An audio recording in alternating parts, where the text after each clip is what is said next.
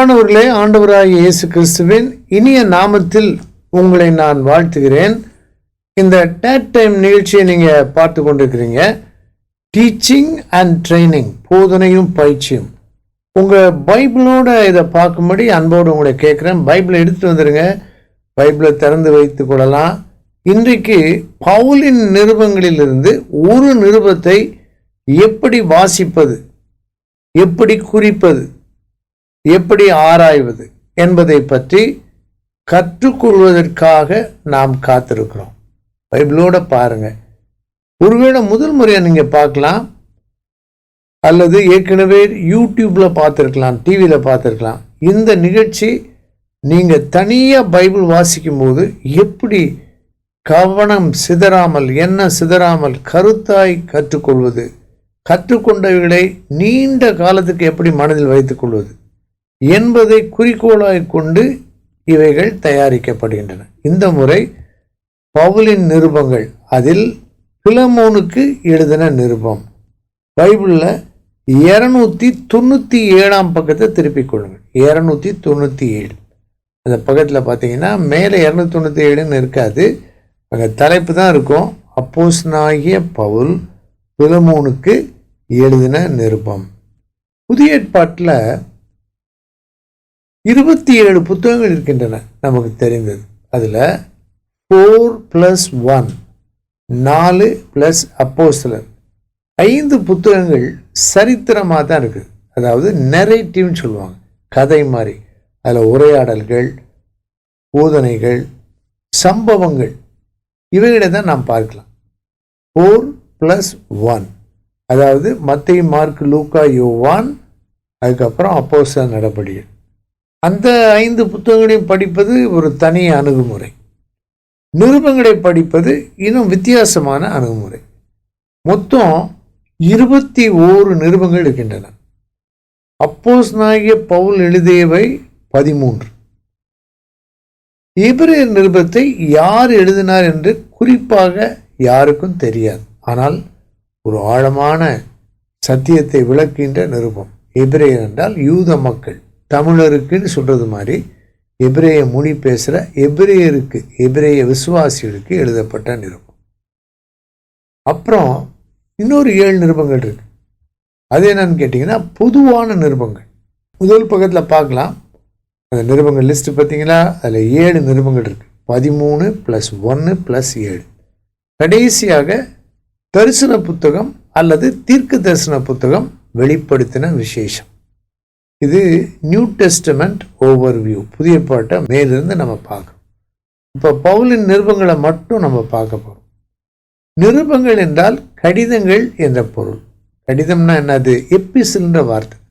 அதாவது ஒருத்தருக்கு ஃபார்மல், அஃபிஷியலாக கடிதம்னா அதில் ஒருத்தருக்கு யாருக்கு எழுதுறாங்க, யார் எழுதுறா, என்ன எழுதியிருக்கு, இந்த மாதிரி தெளிவான அமைப்பை கொண்ட இலக்கிய நடைக்கு பேர் தான் நிருபங்கள் சொல்றது. பழங்காலத்தில் நிருபங்கள் அதிகமாக எழுதப்பட்டன. பவுல் நிருபங்களை எழுதினது காரணம் இருக்கிறது. பவுல் ஒரு சிறந்த தேவனுடைய ஊழியக்காரர். அவர் பெரிய அப்போஸ்தலன், சுவிசேஷகர், பிரசங்கியார், சிறந்த போதகர். அவர் சிறந்த சீஷராக்கும் கிருபை பெற்றவர், திருச்சபைகளை நாட்டினவர். அவர் ஒரு இடத்துல ஊழியம் செஞ்சுட்டு அப்புறம் திருப்பி அந்த ஊர், கொரிந்து சபையாக இருக்கலாம், அல்லது தெசலோனிக்கே சபையாக இருக்கலாம், எபேசு சபையாக இருக்கலாம், அவங்களுக்கெல்லாம் திருப்பி லெட்டர் எழுதுறாரு. இது ஒரு பின்தொடர் பணி அணுகுமுறை. லெட்டர் ஒட்டஞ்சி தரத்தில் 40 ஆண்டுகளுக்கு முன்னால் ஆண்டவர் என்னை ஊழியத்துக்கு அழைத்த போது, என்ன ஊழியம் செய்ய வேண்டும் என்று நான் காத்திருந்து ஜெபித்த போது, ஆண்டவர் பின்தொடர் பணி தான் எனக்கு கொடுக்கப்பட்ட வேலை என்று வெளிப்படுத்தினார். ஆண்டவர் வெளிப்படுத்தின விதமாக கடிதங்கள் வாயிலாக, இலக்கியங்கள் வாயிலாக இயேசுவை ஏற்றுக்கொள்ள விரும்பின அநேகரோடு, ஆயிரக்கணக்கான மக்களோடு தொடர்பு கொண்டு அதில் ஒரு சிலரை ஆண்டவருக்குள் நடத்த, சீஷராய் உருவாக்க பல ஆண்டுகள் தொடர்ந்து இந்த வேலையை செய்து வந்திருக்கிறோம். அதன் பலனாக சபைகள் எழும்பின. இப்போ இங்கே பிலமோன் அந்த நிருபத்தை பற்றி படிக்கும்போது பவுலின் நிருபங்களை பற்றிய ஒரு சின்ன குறிப்பு. 13 நிருபங்களில் பவுல் 7 சபைகளுக்கு 9 நிருபங்களை எழுதினார். இந்த நம்பர் பார்க்குறீங்க இல்லையா, 13, 11 மட்டும் இல்லை, இறங்கு வரிசையில் ஒற்றைப்படை எண்கள் இருக்குது. 13, அப்புறம் 11 இல்லை, 9, 7, 9 நிருபங்களை 7 சபைகளுக்கு எழுதினார். 5 இருக்கு, அது ரொம்ப முக்கியம்.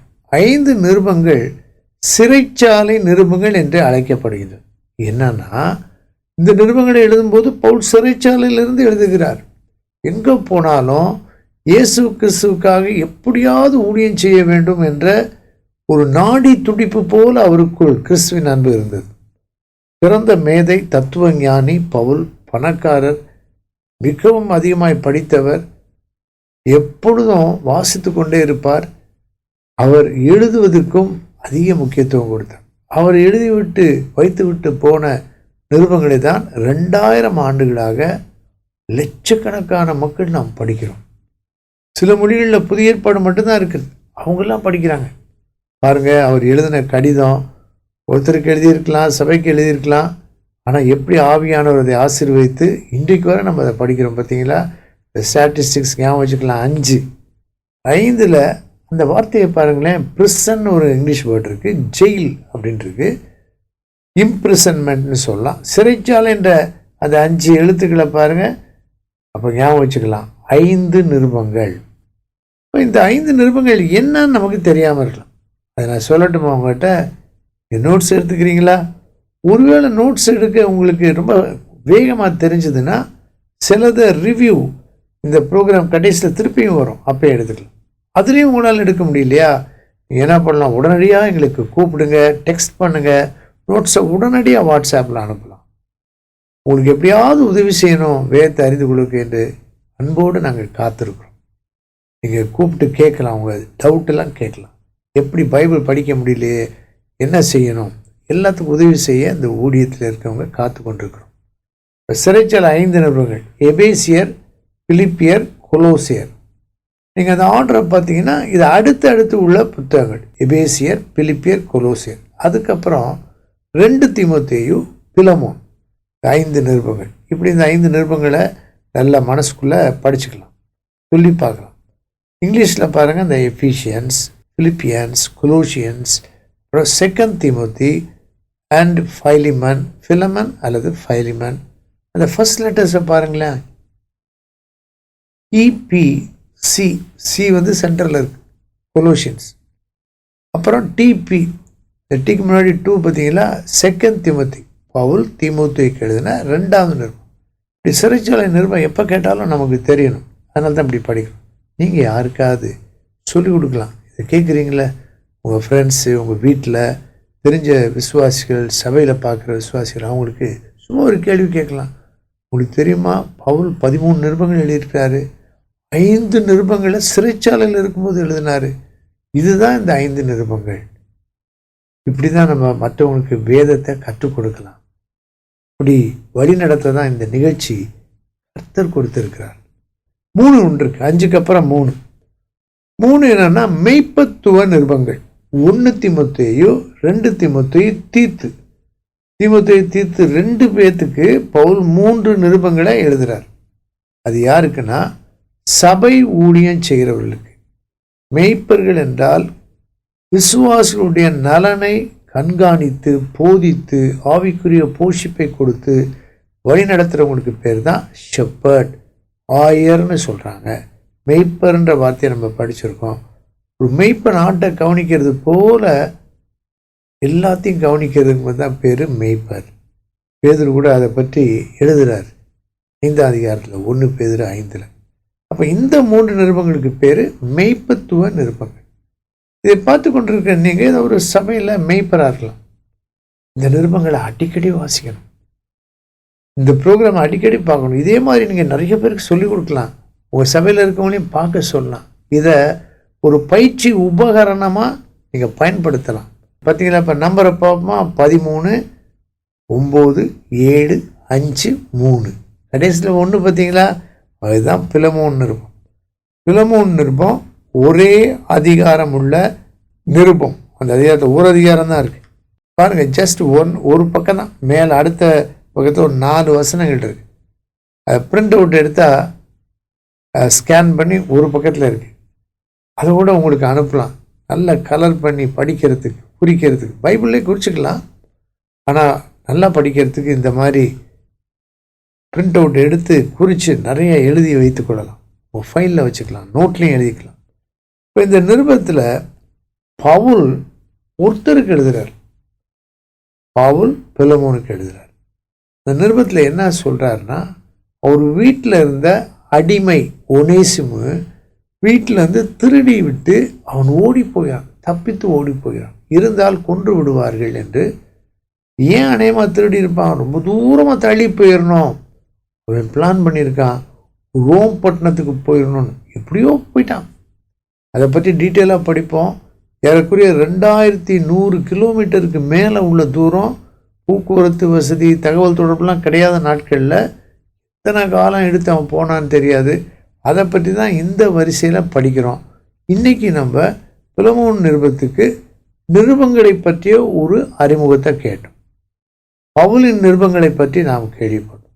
இல்லை, பிலமோன் நிருபத்தில் பிலமோன் வீட்டில் இருந்த ஓடிப்போன ஒனேசிமுக்கு பவுல் ஆண்டவரை பற்றி சொல்லி ஒனேசிமை ஆண்டவருக்குள்ளே நடத்துகிறார். ஆத்துமா ஆதாயம் செய்கிறார், ஆவிக்குரிய மகனாய் பெற்றெடுக்கிறார். அதைத்தான் பிலமோன் நிருபத்தில் சொல்லுகிறார். ஆனால் அதோடு முடிஞ்சிடல, திருப்பி அவனை பிலமோன்ட்ட அனுப்புகிறார். அதாவது மீட்டது மட்டும் இல்லை, அப்போ மாறிவிட்டான். அவன் அங்கே போய் சாட்சியாக இருக்கணும், ரொம்ப கஷ்டம். பிலமோன்ட்ட போனால் பிலமோன் விசுவாசி, சபை நடத்துகிறவர், வீட்டிலேயே சபை இருந்துச்சு, தேசத்தின் சட்டம், ஓடி போனவங்கள கொண்டுறணும். ஆனால் இங்கே தான் பவுல் இயேசு கிறிஸ்துவின் மன்னிக்கும் மாட்சிமையை மனதில் வைத்து எப்படி மன்னிக்க வேண்டும் பிலமோன் என்று ரொம்ப, அதாவது கட்டாயமாக சொன்னால் கூட ரொம்ப கனிவாக, ரொம்ப ப்ரெஸ் பண்ணி, பர்சுவேட் பண்ணி அவர் கேட்குறார். அதான் இந்த கடிதம், பாராட்டு மன்றாட்டு கடிதம். அடுத்த நிகழ்ச்சியில் இதை நல்லா நம்ம படிக்கலாம். அது வர இந்த நிருபத்தை வாய் விட்டு 5-6 தடவை நீங்கள் வாசிங்க. இது சந்தேகம் இருந்தால் கேளுங்க. அடுத்த நிகழ்ச்சியில் பிலமோன் நிருபத்துக்குள்ளேயே இருந்து நம்ம படிக்க போகிறோம்.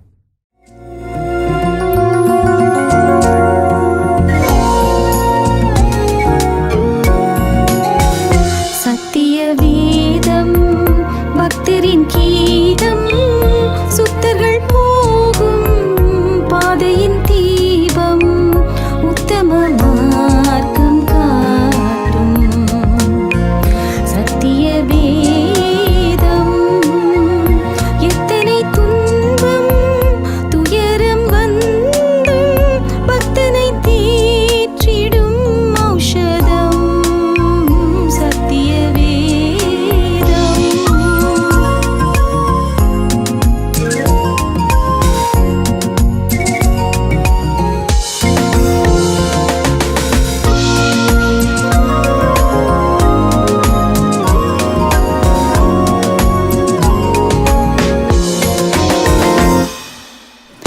நித்தம் விரும்பும் கர்த்தர் வசனம், சுத்த பசும் பொன் தெளிந்திடும் தேன், இதயம் மகிழும் கண்கள் தெளியும், இருண்ட ஆத்மா உயிரடையும் சத்திய வேதம்.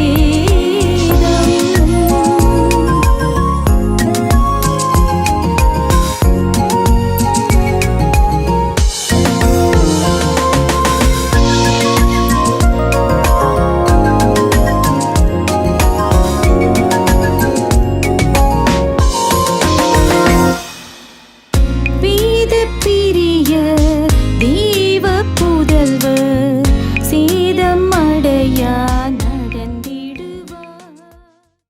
கர்த்தர் உங்களை ஆசீர்வதிப்பாராக. அன்பின் தகப்பனே, பவுலின் நிருபங்களிலிருந்து இன்னும் அதிக காரியங்களை கற்றுக்கொள்ள இந்த நிகழ்ச்சியை பார்க்கிற ஒவ்வொருவருக்கும் உதவி செய்யும். இயேசு ரட்சகர் மூலம் கேட்கிறோம் பிதாவே, ஆமென்.